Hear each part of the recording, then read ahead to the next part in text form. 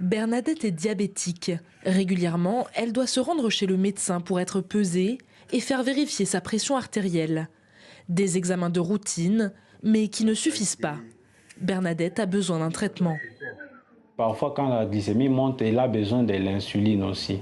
Malheureusement, pour elle, l'insuline coûte cher et ça lui demande suffisamment de moyens. Notre part, en tant que médecin, nous prescrivons, nous l'accompagnons, mais elle n'est pas en mesure de se procurer de l'insuline.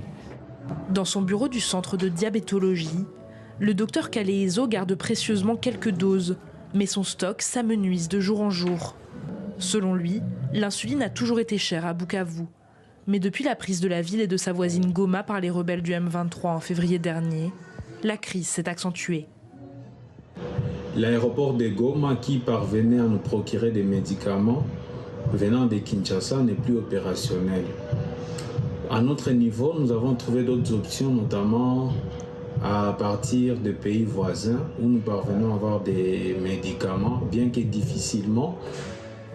Pour se fournir, le docteur Kaleezo se rend désormais au Rwanda. Mais cela ne suffit pas à combler les besoins. Même constat dans cette officine située non loin. La pharmacienne s'exprime sous couvert d'anonymat, par crainte, dit-elle, des représailles du M23. Quand tout allait encore mieux, l'insuline coûtait 4,5 sur les marchés. Après un moment donné, il y a eu hausse exagérée du prix. On a commencé à payer à $6, même 6,5. La crise économique n'en finit pas dans la région, où l'argent ne circule plus.